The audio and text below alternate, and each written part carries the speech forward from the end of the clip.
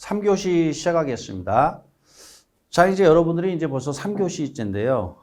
그래서 이제 여러분들이 부동산 상품이라는 게 이런 거고, 그 다음에 부동산학이 무엇을 공부하는 거고, 결국 여러분들이 나중에 이제 중개업자가 됐을 때 법적인 측면은 아니지만 주로 이제 경제적인 측면에 또는 포괄적인 이런 지식을 만들어 줍니다, 이게. 그래서 이제 그런 측면에서 공부를 하시고, 제가 이제 1교시에도 언급한 바와 같이 처음에 공부할 때 요거 외우고 요 문제 풀고 그렇게 공부하는 분들이 계시더라고요. 근데 그거는 바람직한 공부 방법이 아닙니다. 왜 그러냐면 전체적인 걸 좀 이렇게 아신 다음에 좀 익숙해진 다음에 문제풀이로 하는 게 맞습니다. 그러니까 절대로 조급하게 생각하지 마시고 2차 공부하는 것처럼 지문을 통째로 외우려고 하거나 그러지 말고 하나하나 이렇게 보시면서 공부를 하셔야 돼요. 자, 그러면 이제 여기 와서 토지가 이제 자연물이기 때문에 우리는 이제 이거를 받아들이고 이제 부동산 활동을 전개할 수밖에 없는데, 자, 이제 제일 먼저 나오는 게 이제 부동성이 나와요. 아니 불자, 움직일 동자. 움직이지 못한다. 이게 비자가 아닐 비자란 말이에요. 아니다. 이동하지 못한다. 그래서 우리가 이제 매물이 나오면 또는 이제 관심이 되는 그 물건이 있으면 현장에 가서 현장 답사를 할 수밖에 없죠. 그래서 임장 활동을 만든다. 이런 표현이 나왔고, 그 다음에 또 뭐가 나오냐면은 국지적이다, 지역적이다. 이런 말이 나와요. 그러면 부동산 시장은 전국적인 시장이냐? 아닙니다. 이 지역 시장입니다. 예를 들어 이런 얘기예요. 예컨대 무슨 얘기냐면 강남의 집값이 오른다. 그건 되도 않는 소리입니다. 강남도 지역이 여러 개입니다, 여러분. 왜 그러느냐? 예를 들어서 여기가 개포동이냐 또는 여기 강남구 논현동이냐, 같은 강남구란 말이에요. 근데도 어떻게 해야 돼요? 그 양상이 다릅니다, 여러분. 그 다음에 논현동에 있는 아파트 가격과 동일한 조건 하에서요. 대치동, 개포동에 있는 아파트 가격이 다릅니다, 여러분. 결국 다르다는 얘기는 같은 시장이 아니란 얘기예요. 그러면 같은 시장, 동일한 시장이 되기 위해선 부동산 시장은 하나하나 좀 배우셔야 되는데, 자, 용도라든가 규모가 비슷해야 되겠죠. 그쵸? 용도 규모. 예를 들어서 이제 뭐 32평 아파트다 라고 합시다. 그럼 32평 아파트. 그 다음에 이제 경관 연수는 한 10년 정도 됐다. 10년. 건축한 지 10년 된 거다. 그 다음에 이제 시세가 있죠. 시세가 이제 평당, 만약에 평당 뭐 한 5천만 원이다. 평당. 이렇게. 평당. 그러면 이제 이렇게 시세가 5천만 원에 32평 아파트고, 건축 연수를 한 10년 정도 경과했다라고 하면은 이게 같아야 된단 말이에요. 이게. 그러면 이제 결국, 이제 예를 들어, 이걸 이제 우리가 뭐라고 하냐면, 대체재라고 해요. 뭐라고요? 대체재. 대체할 수 있는 재화. 그래서 대체재라고 해요. 그럼 대체재가 되기 위해서는 이 조건에 맞아야 된다는 거죠. 그러면 이제 아파트에 32평에 경관 연수는 10년 정도 됐고, 시세는 5천만 원 정도 하고, 평당. 이렇게 되면 이거는 뭐야? 서로 이런 부동산들끼리 모여 있단 말이에요. 그럼 이제 이런 모여 있단 말이에요. 이런 일단의 지역을. 이렇게. 그럼 여기 있는 이 아파트 매물들은 전부 다 이 조건에 들어온단 말이에요. 그럼 이걸 우리가 대체재라 하고, 이걸 우리가 동일한 지역 시장이다라고 얘기하는 거예요. 이렇게. 그럼 이 시장은 같은 시장이라는 얘기죠. 같이 움직입니다. 이 시장은. 그러니까 만약 이 시장에서 예를 들어서 평당 5천만 원 하는데, 그러면 이제 우리가 평당 5천만 원 하는데, 이게 만약에 급매로 나와서 이 시장 안에서 우리 여기를 어디로 할까요? 지역 뭐 예를 들어서 여기를 여기 서초동 하면 좀 그렇고, 노량진동, 노량진동인데 여기서 평당 5천만 원짜리 한단 말이에요. 근데 여기가 급매가 나왔어요. 급매가 나와가지고 평당 얼마야? 4천만 원짜리가 나온 거예요. 이렇게 그러면 여긴 난리가 나는 거죠, 이제. 왜 난리가 나느냐? 여기는 전부 다 이제 4천만 원짜리가 되는 거예요. 이게 평당.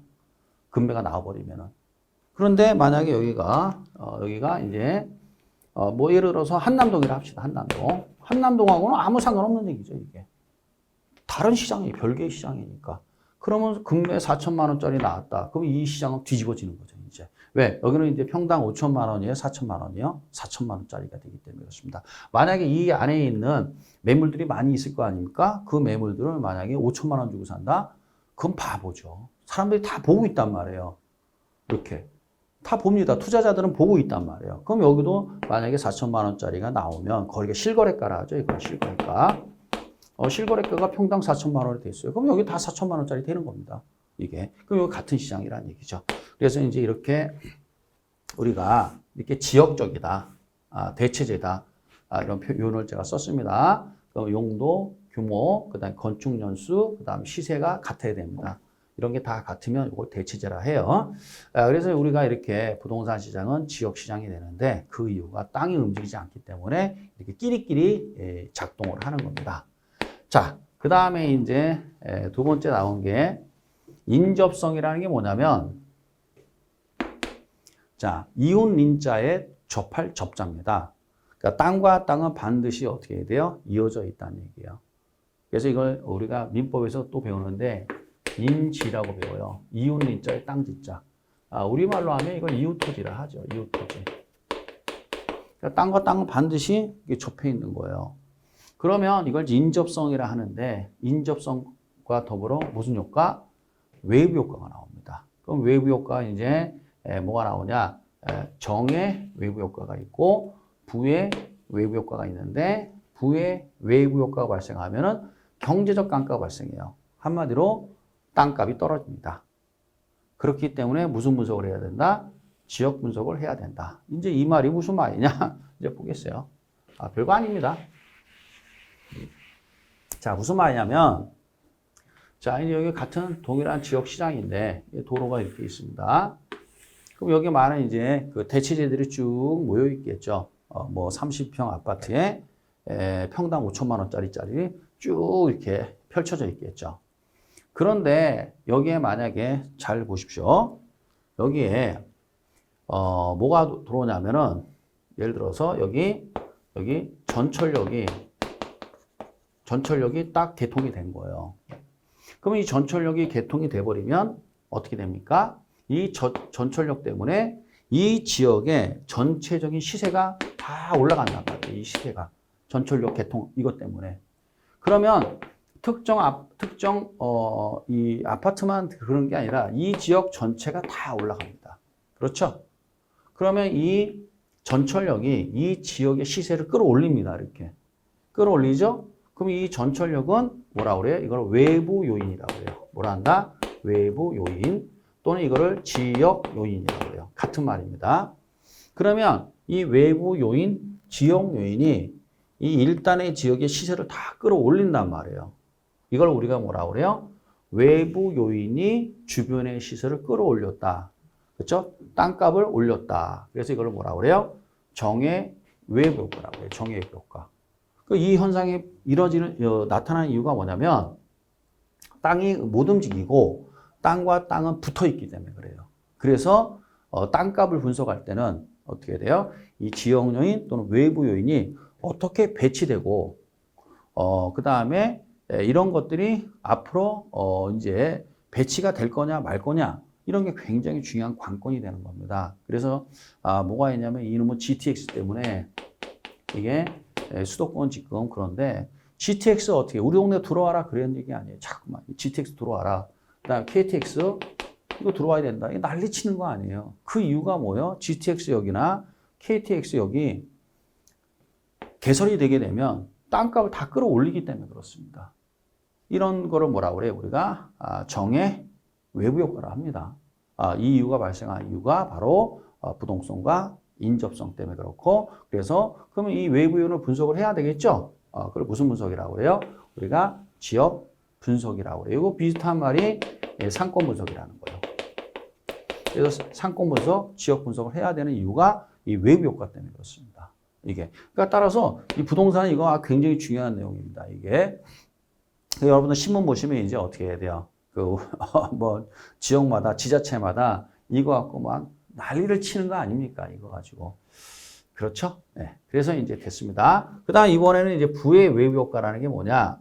거꾸로 이제 여기에 뭐가 들어오냐면, 이제 쓰레기 소각장이 들어왔다 이거죠. 그래서 지금 서울시에서 이제 뭘 하려고 하냐면은, 이제 쓰레기 소각장을 이제 그 마포구인가요? 어디에 이제 소각장을 이제 설치할 예정인데, 거기 지역 주민들이 막 들고 일어나고 난리 났죠, 막 거기가. 왜 그럴까요? 그 이유는 이 소각장이라는 외부 요인이 주변의 시세를 땅값을 떨어뜨리기 때문에 그래요.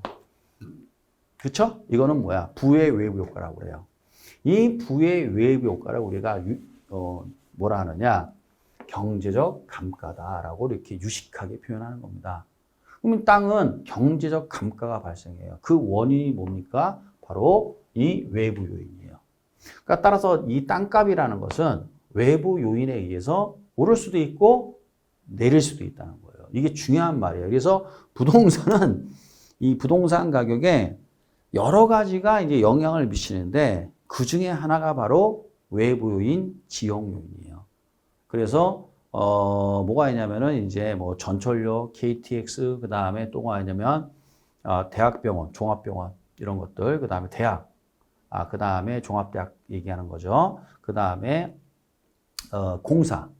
예를 들어서 공사라는 건 이제 공기업들이 본사죠. 공기업 본사가 입점을 하느냐 안 하느냐 이런 것들이 굉장히 중요한 거가 되죠. 이게. 그래서 이런 현상이 발생합니다. 그래서 이건 전부 다 뭐 때문에 그런 거냐?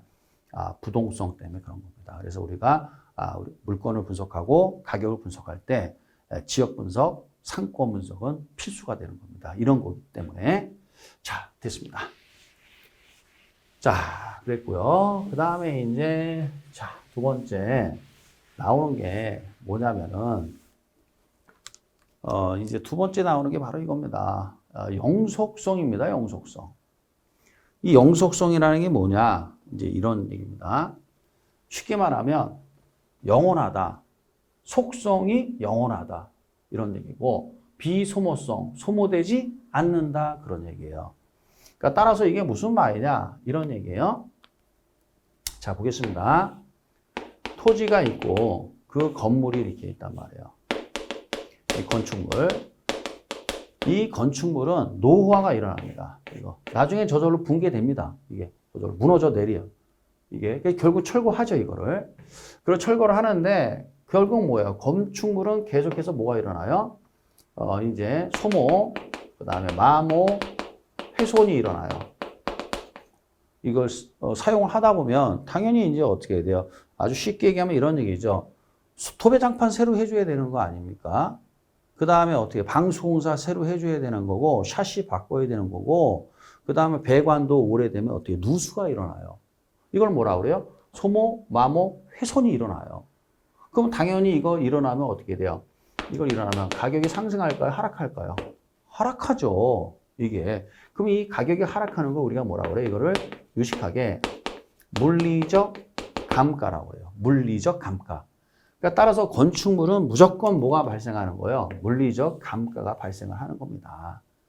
그래서 사람들이 오래된 아파트를 구축 아파트라고 하죠. 구축 아파트.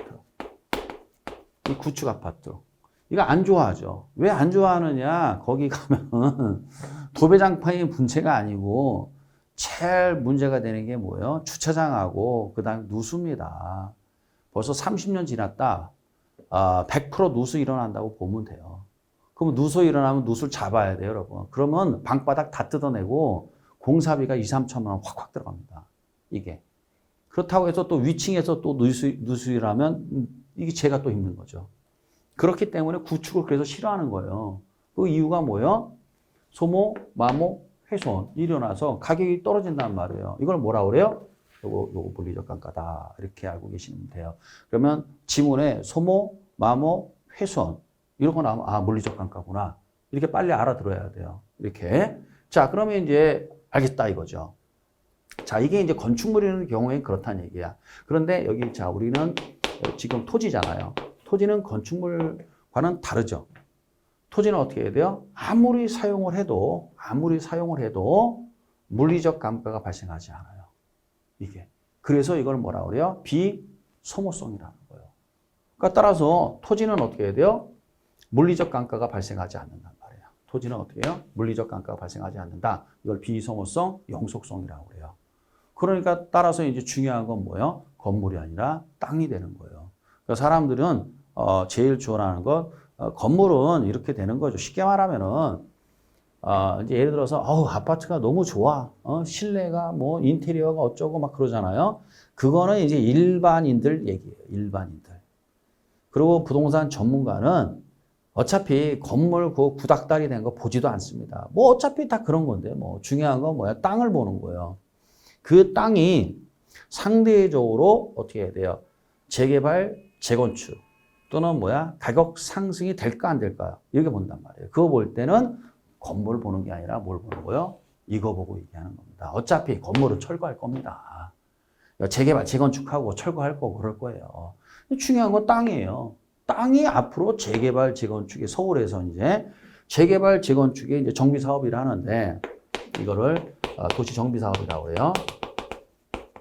이 정비 사업의 대상이 될 거냐 안 될 거냐가 중요한 거다 이거예요. 만약에 정비 사업의 대상이 됐다. 예를 들어서 여기를 정비구역으로 지정했다. 하면 무조건 땅값은 오르는 거예요. 이거는. 그러면 결국은 뭐야? 이거 안 보고 땅 보고 있단 말이에요.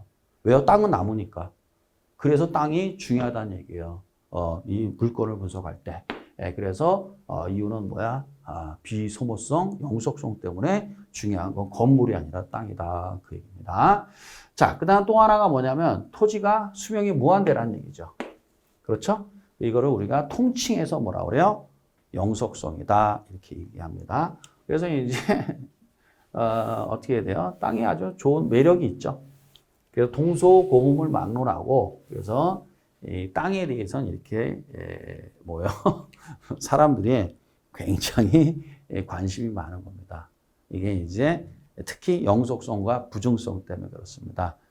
그래서 아파트보다 이거 뭐 됐고 중요한 건 땅입니다, 사실. 자, 하나하나 배우는 거예요. 그 다음에 이제 뭐가 나오냐면 여기 보면 소득이득, 자본이득 말이 어려운 걸 아는데 소득이득이라는 게 임대료고 자본이득은 뭐야? 매각수익, 즉 양도차익 생각하시면 돼요.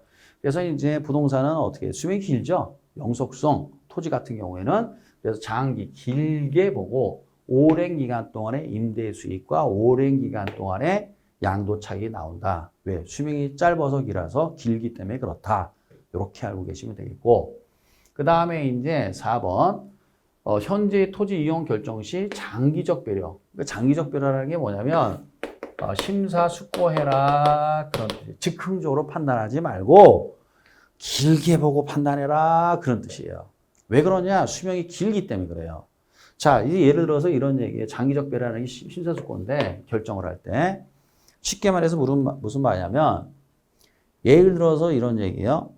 이제 요즘은 이제 저야 이제 뭐 여자친구, 남자친구는 요즘은 여친, 남친이 뭐 이렇게 표현하대요.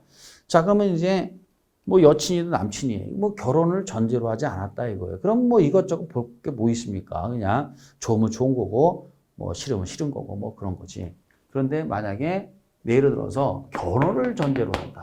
이런 결혼을. 이거는 어떻게 해야 돼요? 평생 같이 살아야 돼. 물론 뭐 중간에 아닌 경우도 있지만 그런 건 좀 그렇죠, 여러분. 그렇죠? 한번 하면 뭐 특별한 사정이 없는 이상, 그렇죠? 그럼 평생 살아야 돼. 평생. 예? 검은 머리 팥뿌리 뭐 그런 표현 쓰잖아요. 그럴 때까지 살아야 된단 말이지. 그러면 결혼을 전제로 한다? 그러면 이것저것 이 고려하는 게 많아요, 안 많아요? 많다고, 이게. 예? 그래서 이제 어떻게 해야 돼요? 뭐 남친, 여친 뭐 했는데 뭐 집안끼리 뭐 서로 뭐 와서 상견례 합니까? 아니, 결혼하면 상견례 하잖아, 벌써. 그리고 뭐 이제, 여자는 이제 남자 집에, 남자는 또 여자 집에 가서 장인 장모 되실 분들이 또는 시아버지, 시부모님 될 분이 다 따지잖아요, 이렇게. 따지고 뭐 결사적으로 반대하는 결혼이 있잖아요. 절대 안 된다고, 이게. 그건 왜 그런 거예요? 이걸 장기적 배려라고 그래, 이거를. 왜냐? 토지는 수명이 길기 때문에 오랫동안 써야 된단 말이에요. 부동산은 수명이 기니까. 또 하나가 뭐냐면 한 번 토지는 또는 부동산은 이용을 결정해 버리면 건축을 하면 이거를 원상 회복한다는 건 거의 불가능에 가까운 거예요. 아, 건물을 건축을 했는데 이걸 어떻게 철거합니까? 철거비가 얼만데. 그래서 한 번 결정하면은 번복하기도 어렵고, 그 다음 수명이 길기 때문에 어떻게 해야 돼요? 함부로 결정하지 말고 요거 해라 그런 얘기예요. 심사숙고 해라 그런 얘기예요. 알았죠? 결혼하는 거 똑같습니다. 이렇게. 저도 그때 생각나네요. 저도 저희 장인 장모님 만나 뵙고 뭐 상견례 하고 그 옛날에 다 그렇죠. 뭐. 자, 됐습니다. 그 다음에 이제 가치 보존력이 우수하다는 건 무슨 말이냐면, 자, 이런 얘기죠. 물리적 감가가 발생하지 않는다 그 얘기예요. 그러니까 가치가 하락할 일이 거의 없죠. 그 다음에 마치 금처럼, 금도 그렇잖아요. 금도 그 색깔이라든가 질량 변하지 않잖아요. 불변이죠, 이게.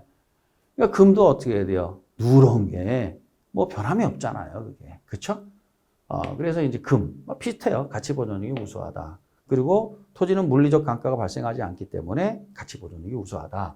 그 다음에 안전한 투자다. 왜? 땅은 어떻게 해야 돼요? 없어지지 않잖아요. 이게 건물은 없어진다고요. 예를 들어서 이런 얘기예요. 자, 지금 우크라이나 전쟁이 터졌잖아요. 폭격하고 난리 났잖아요. 건축물은 다 없어져요. 뭐 폭격 맞고 뭐 불바다가 돼요. 그러나 뭐는 남아 있어요? 땅은 남아 있다. 그 얘기야. 땅은 이게 그래서 땅이 좋다는 얘기예요. 극가나무 건축물 폭격 맞으면 다 없어. 불바다 되는 거예요. 그 땅 남아 있잖아. 왜요? 왜요? 그러면 안 되고, 여러분, 뭐라고 대답을 하셔야 돼요? 영속성 때문에 그렇다. 이렇게 말씀을 하셔야 돼. 왜 그러면 처음에는 좀 그렇긴 한데요. 나중에 익숙해집니다. 시험을 봐야 되니까, 뭐 때문에 그렇다? 영속성 때문에 그렇다. 그러면 이제 이해가 됩니다. 자, 이렇게 하시고요. 그 다음에 또 이제 뭐가 있냐면은요. 또 하나가 이 부증성이라는 게 있어요. 이게 땅이. 이 부증성이라는 게 뭐냐? 이거 너무 올려놨네. 여기 있죠. 부증성이라는 게 뭐냐면, 여기 보십시오. 요 증자가 증가할 증자, 부자가 아닐 부자예요. 생산할 수 없다. 이런 얘기예요. 이게 무슨 말이냐면, 신규 생산이 안 된다. 물리적 공급, 같은 말이에요. 이게 물리적 공급이나 신규 생산이나. 그러니까 건축물을 생각하시면 돼요. 건축물은 어떻게 해야 돼요? 건축비를 들여서, 생산비나 건축비나 같은 말이에요. 자, 생산비, 건축비를 들여서 어떻게 해야 돼요? 신축할 수 있죠. 신규 생산, 신축할 수 있잖아요. 그쵸? 건축비를 들여서 신축할 수 있죠? 그 다음에 물리적 공급할 수 있죠. 이 신축이라는 말이 물리적 공급이란 말이에요. 같은 말이에요, 이게 다. 근데 건물은 그게 가능하단 말이에요, 이게. 그런데 토지는 그게 불가능하다는 얘기예요. 토지는 자연물이기 때문에 아무리 우리가 돈을 들여서 신규 생산할 수 없어요. 그럼 예를 들어서 뭐 얘기하냐면, 여기 간척 여기 있네, 간척. 간척을 하게 되면, 간척 또는 공유수면 매립. 같은 말이에요, 이거. 여러분들 공법 시간에 배울 거예요. 공유수면 매립. 이거 하면 바다가 육지가 되는 거 아닙니까? 그럼 땅이 생산된 거잖아요. 이렇게 얘기하는데, 이거 아니란 말이에요. 뭐, 대도 않는 소리예요. 자, 한번 보세요. 여기 보면 이렇게 있으면, 여기가 바다다, 이거예요. 이게 바다다. 바다인데, 이게, 공유수면 매립이라는 게 이게 뚝 싸가지고 여기다 바닷물 빼는 거 아니에요. 바닷물 빼가지고, 그쵸? 여기다 흙 대충 성토한 다음에 쓰는 거 아니에요. 그러면 원래 바다 밑바닥에도 뭐가 있었어요? 땅이 있었다. 만약에 바다 밑바닥에 땅이 없다. 그러면 어떻게 해야 돼요? 바닷물이 줄줄 셀 거야, 아마. 지구에서 바닷물이 없어지겠죠. 이게 대도 않는 소리지, 이게. 다 땅이 있습니다, 이렇게. 그러므로 결국 간척이라는 거는 바다 밑바닥 땅을 그냥 용도 변경한 거지, 없던 땅이 생긴 게 아니다. 그 얘기입니다, 여러분. 그러므로 토지는 돈을 들여서 신축, 신규 공급, 물리적 공급할 수 없다. 이게 부증성이에요. 그래서 생산비라는 개념이 없어요. 원가라는 게 생산비, 원가라는 개념이 없다고. 왜? 생산한 게 아니니까. 인간이 만든 게 아니니까. 그러나 건축물은 원가라는 개념이 있어요. 이제 우리 뒤 돌아가서 좀 공부하면 제조도라 원가라는 걸 공부하는데 건축비라는 개념이 있다고. 그런데 없습니다. 토지는 원가라는 개념이 부중성 때문에 그렇습니다. 그래서 우리가 토지를 이 물리적으로 공급을 못하기 때문에 어떻게 해야 돼요? 어쩔 수 없이 뭐야? 용도적으로 공급하는 거예요. 용도적 공급하는 게 뭐야? 용도 변경이에요. 그래서 용도 변경을 하는 겁니다. 토지는. 왜요? 신규로 생산할 수 없으니까. 그래서 우리가 토지의 공급은 용도 변경밖에 없습니다. 용도적 공급은 가능하다. 그래서 이제 우리 시험에 잘 나오는 게 뭐냐면 부증성으로 말미암아 토지는 이제 물리적 공급뿐만 아니라 용도적 공급도 불가능하다. 이러고 나와. 틀렸지. 용도적 공급은 가능하다. 용도적 공급하니까. 자, 또 하나가 뭐냐면 이제 이 희소성이라는 거, 희소성. 그럼 이제 요거 4번은 이제 요거를 완전 비탄력을 설명해야 되기 때문에 좀 어려울 수가 있어요. 그래서 이 부분은 이제 수요 공급을 배운 다음에 기본서 강의할 때 해드릴게요. 그럼 다 알아들어요. 근데 지금 하면 좀 어려우니까 요 4번은 뒤에 가서 설명하겠습니다. 자, 그럼 희소성이라는 게 뭐냐면 부족하다 이거예요. 부족하다. 부족하다. 이게 희소하다는 얘기예요. 부족하다가 희소하다는 얘기입니다. 그러면 부족하다. 왜 부족해요? 신규 생산할 수 없으니까 부족하다. 이런 얘기, 부족하다. 그럼 부족하면 부족할수록 어떻게 될까요? 가격이 오릅니다. 가격. 이게 이런 뜻이에요, 여러분. 그러면 잘 보세요. 금이 금 보세요. 여러분, 금이, 비싸죠. 금값이 좀 올랐다 내렸다 하긴 하지만 비싸죠. 왜 비싸요? 부족하니까. 금이 세고 센 게 그거 아니잖아요. 희소하기 때문에 가격이 비싼 거예요. 따라서 왜 희소하냐? 토지는 왜 희소하냐? 건축할 수 없기 때문에, 생산할 수 없기 때문에 희소하다, 부족하다. 그래서 땅값은 오를 수밖에 없다는 얘기죠. 땅값은 올랐다 내렸다 그러지만 장기적으로 보면 계속 오르는 겁니다. 그게. 이게 왜 그러냐? 땅은 부족하기 때문에 그런 거예요. 금이 왜 비쌉니까? 부족하기 때문에 그런 거예요. 한정되어 있으니까요. 지구상에. 그래서 똑같은 맥락입니다. 그래서 결국은 어떻게 해야 돼요? 토지는 수명이 무한되고 거기다가 부증성이라는 성질이 있어요. 그래서 이 토지에 대해서는 이제 어떻게 해야 돼요? 인간의 욕심이 이제 관심이 많은 거죠. 그래서 이제 부동산 중개업이라는 것도 존재하는 겁니다. 그래서 부동산 중개업이 어떻게 해야 돼요? 조선시대 때도 있었죠. 이게 다 옛날에도 있었던 이유가 다 이런 것 때문에 그런 거죠. 자, 그 다음에 이제 뭐가 보느냐? 네 번째로 이제 개별성, 그 다음에 비대책성. 이게 무슨 말이냐? 토지는 낱개자, 다를 별자예요. 토지는 낱개마다 다 성질이 다르다. 이걸 개별성이라고 그래요. 또는 대체할 수 없다는 성질이다. 그래서 땅은 땅마다 다 성질이 다르다 이거예요. 이거 개별성이라고 그래요. 이게. 그럼 예를 들어서 이런 얘기예요. 땅을 갖고 얘기하면은 이게 도로입니다. 이렇게. 도로인데 이게 다 도로예요. 도로. 그러면 이렇게 있는데 여기 있는 땅을 A라고 여기 있는 땅을 B라 합시다.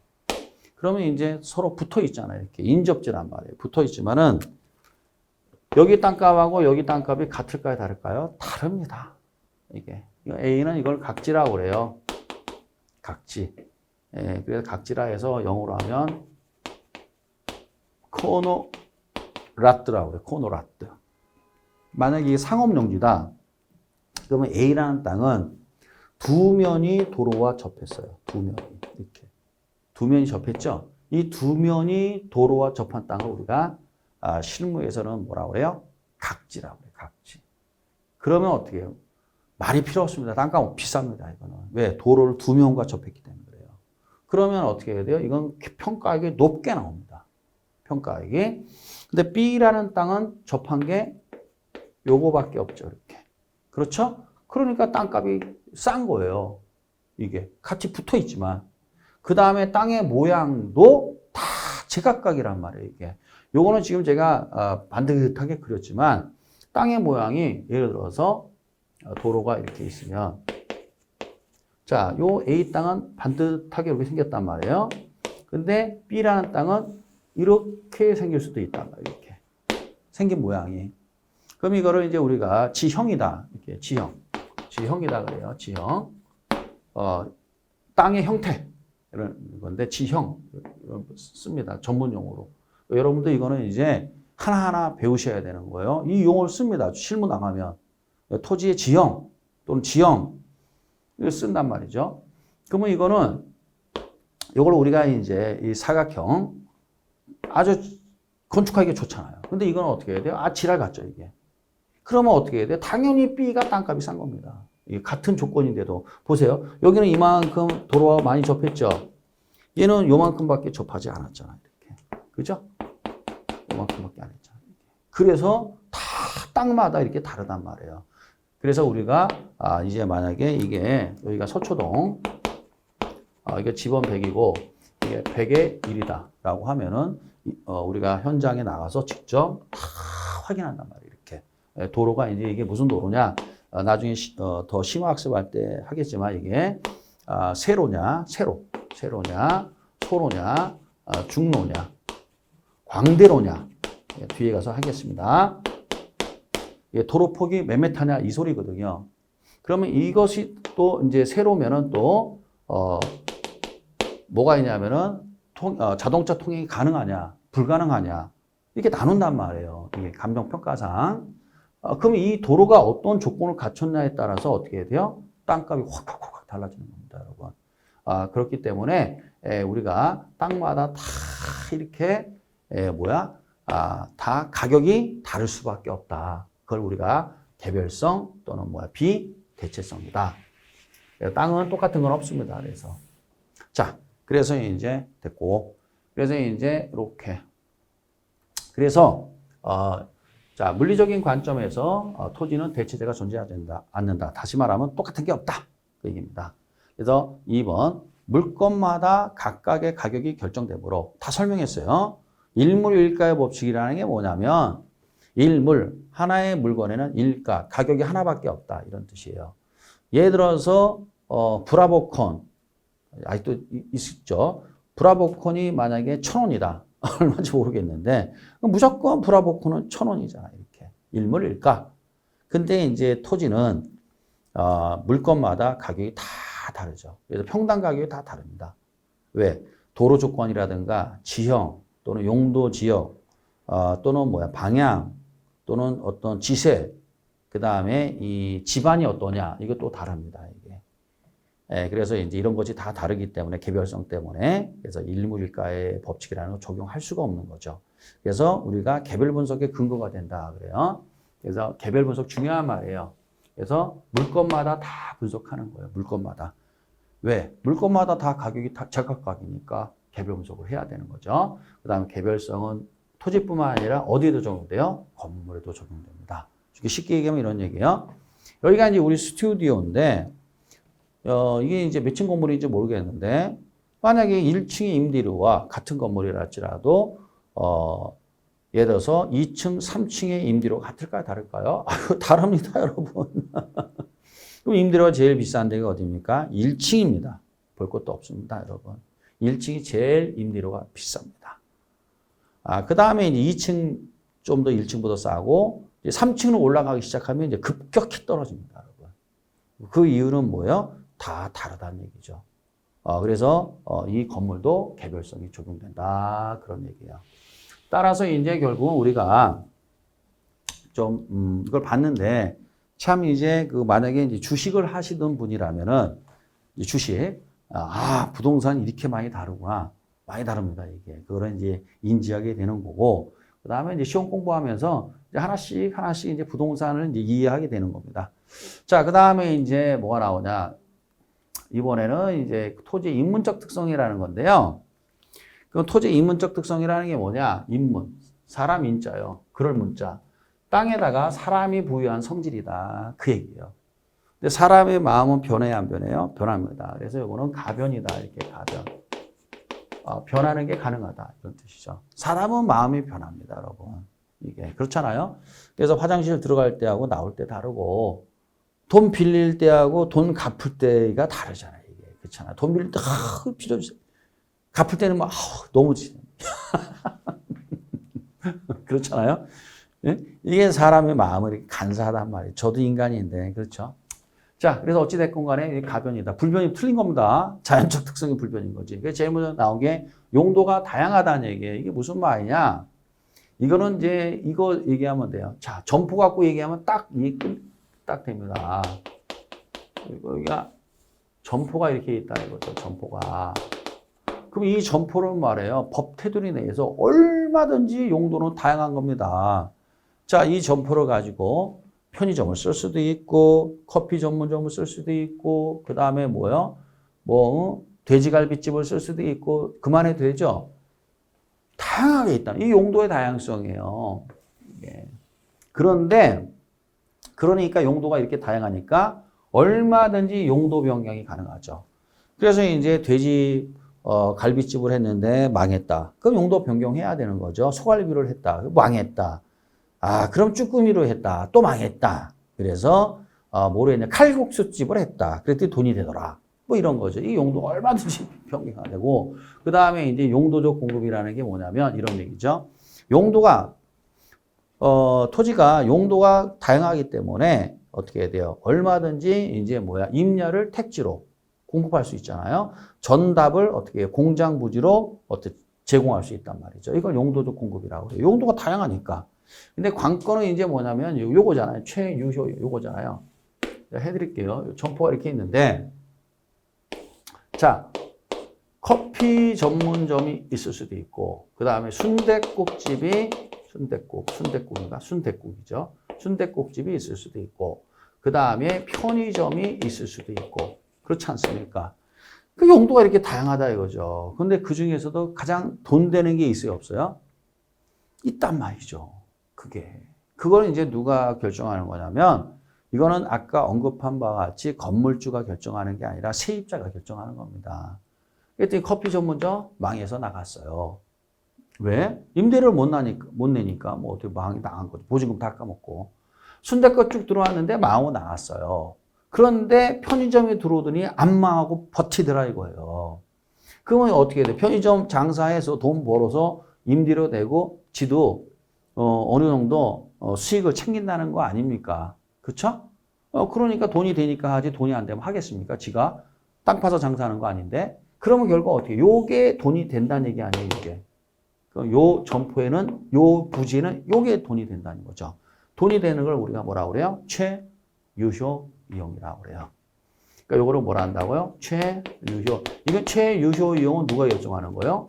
자, 여기 토지 소유자가 갑이에요. 갑이 결정하는 거예요. 세입자, 을이 결정하는 거예요. 세입자.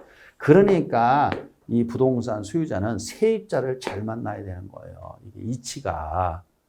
그래야 내 거를 부가가치를 올려준다고요. 그러면 이제 어떻게 을이 여기 와서 장사 잘해갖고 임대료 잘 낸다 이거죠. 그럼 장사 잘 되죠? 그럼 어떻게 돼요? 전체 부동산 가치가 올라가요. 이게. 장사 못하면 그래서 건물주들이 왜 임대료를 잘 안 깎아주느냐. 이유가 있는 거예요. 그게. 무슨 착한 임대는 다 헛소리고 왜 일반적으로 안 깎아주느냐. 만약에 임대료를 깎아버리면은 내 전체 부동산 가치가 떨어진단 말이에요. 그럼 감정평가액이 작게 나온다고, 이게. 그러니까 건물주 입장에선 감정평가액이 높게 나와야 된단 말이에요. 그래야 비싸게 팔아먹지. 그러기 위해서는 어떻게 돼요? 임대료를 깎아주면 안 되는 거예요, 이렇게. 그러면 장사 잘 되니까 임대료 오른다고. 올려도 있는단 말이에요. 그럼 임대료 올리면 올릴수록 나의 가치는 올라가는 거 아니에요. 근데 만약에 세입자가 장사 못해서 나가 자빠지면 어떻게 되는 거예요? 궁극적으로 내 부동산 가치도 떨어지는 거예요. 이게. 그래서 내가 건물주라고 목에 힘주고 그거 아니고 잘 만나야 돼. 서로 잘 만나야 돼. 무슨 이치가 뭐냐면 이 이치가 똑같아요. 오해는 하지 마시고 제가 하는 거는 그냥 다 이렇게 빗대서 강의하는 거는 오해하면 안 되는 겁니다. 자, 그래서 이게 만약에 남자가 되고, 그렇죠? 이게 여자가 된다. 부부지간이잖아요. 부부지간에 여자도 남자를 잘 만나고 남자도 여자를 잘 만나야 되는 거예요. 서로 이게. 예? 그래야만이 그게 되는 거지. 한쪽만 잘한다고 되는 게 아니에요. 손뼉도 손뼉도 마주쳐야 소리가 나는 거라고 이렇게. 당연한 거죠. 그러니까 건물주는 세입자는 건물주를 잘 만나야 된다. 최유효 이용하면서 여기까지 왔는데 그래서 이런 걸 우리가 뭐 이런 이제 잘 만나면 이 건물주는 이게 뭐야 복 많은 사람이지 복이 많은 사람이지. 그러니까 베풀고 살아야 되는 거예요. 이게 건물주라고 그냥 착취하고 막 그러면 어떻게 해요? 망조든다고 그거.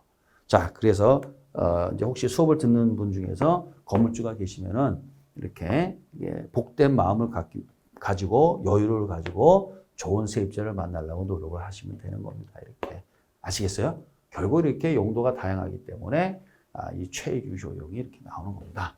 자, 그 다음에 이제 나오는 게 이제 여기 부연 설명하는 게 이제 누가 나오냐면 이제 병합 분할인데 병합이 뭐냐? 합필이라는 겁니다. 합필. 분할은 뭐냐? 분필이라는 거예요. 여러분들이 합필, 분필이 뭐냐? 땅의 면적을 늘릴 수도 있고 줄일 수도 있는 거예요. 이게 그 이유를 합니다. 우리가 왜 하느냐? 그 이유는 이 합필, 분필, 땅의 면적을 늘리고 분필, 줄이고 용도의 다양성 또는 최유효 이용을 지원하기 위해서 그렇습니다. 예를 들어 이런 얘기예요. 편의점을 이제 한다 이겁니다. 그러면 편의점에 적정한 점포의 면적이 있습니다. 적정한 면적. 너무 넓으면 어떻게 해야 돼요? 이 좋은 게 아닙니다. 세입자 입장에서는. 왜? 너무 넓으면 진열도 많이 하고 좋죠. 그런데 그게 아니고 임대료가 많이 내야 된단 말이에요. 면적이 넓으니까. 너무 좁으면 손님들이 들어와서 불편하다 이거지. 움직이면 다 부닥치는 거 아니에요. 이게. 그러니까 적정한 면적이 있단 말이에요. 가장 알맞는 면적. 그러면 보통의 동네의 면적들이 편의점의 면적은 10평 이하가 되면 안 되는 겁니다. 그러면 그거는 저희 동네 얘기해야 되나? 참 이거 저희 동네에 뭐가 있냐면 이 아파트 단지 상가입니다. 상가에 편의점이 2개가 있습니다. 여기 하나 A라 합시다. B라 하고 여기가 뭐야? 여기가 A라 합시다. 이렇게. 처음에 시작할 때부터 B는 10평이 안 됩니다. 가서 보니까 이거 뭐 한 5평 될래나? 내가 깜짝 놀랐는데 한 5평 정도 돼. 너무 좁은 거죠, 진짜 이거. 근데 여기는 한 몇 평이나? 한 7평 정도 되나? 조금 넓어요, 여기가. 둘이서 이제 경쟁을 하는 거예요. 경쟁을 하는데 이 A가 이제 한득 있거든, 이거를. 여기가 이겨야 되잖아요. 이 치킨 게임입니다. 둘 중에 하나 망해야 되니까. 참 이게 안타까운 얘기죠. 그랬더니 A가 어떻게 했느냐. 이쪽에 더 얻었어요. 이게 A 다시 하나 더. 그래서 여기까지 합하면은 제가 보기에는 그래도 한 12평? 12평에 13평 나오겠더라고요. 제가 보기에.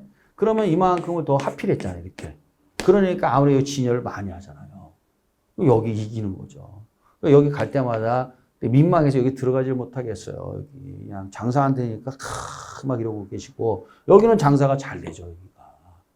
그래서 여기가 그게 뭐 하는 거예요, 지금? 자, 경우에 따라서는 어떻게 해야 돼요? 면적을 늘리잖아요. 하필. 줄일 수도 있겠죠. 용도의 다양성 또는 무엇을 지원하기 위해서 최유효용을 지원하기 위해서. 그럼 결국 길게 보면 누가 승이 되겠어요? 둘 중에 하나는 망해야 되니까. 결국은 제가 보기에는 안타깝지만 여기가 힘들 것 같아요. 여기가. 그래서 여기는 가면은 사람들이 빠글빠글 합니다. 계속.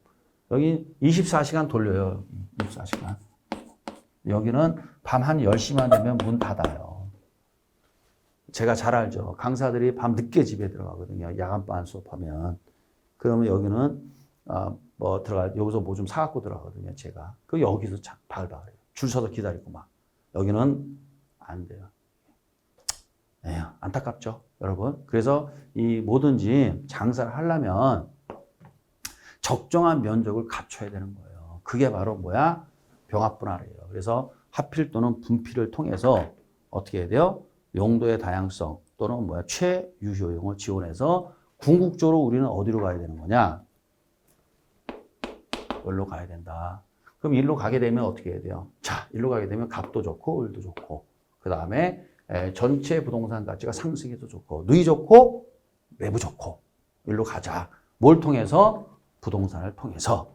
그러려면 이와 같이 이게 운빨로 하는 게 아니라 원리 이런 과학적인 어떤 내용들을 우리가 접목해야 되잖아요. 그게 바로 부동산 학이다라고 해도 과언이 아닙니다.